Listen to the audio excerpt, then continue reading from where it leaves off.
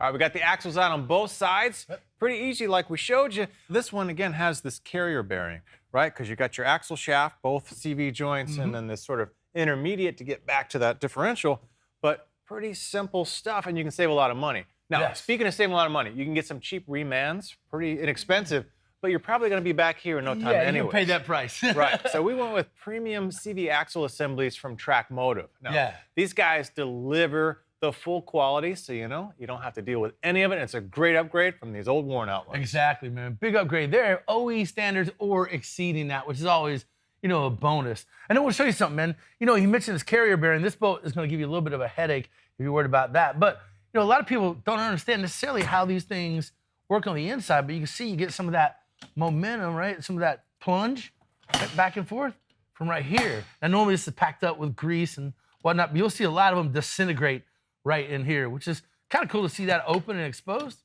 Now you know how that function works. Yeah, and you can see there's a difference between an outer and an inner because that one's got the plunging and this one doesn't. So it's a little bit easier on the outers. And again, it's the same thing. You've got a star that's got a really intricate sort of ground surface on it. You got the ball bearing to transfer to the outer star.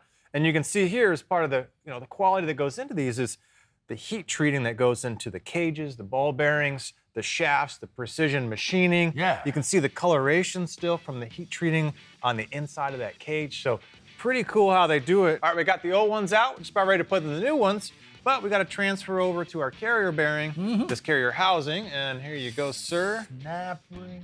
Yep. Little snap ring in there. Should pop out, pound out, tap out, and then swap her over.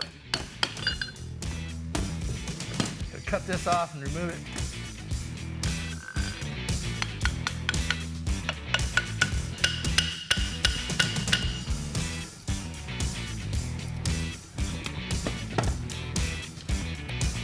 Cool.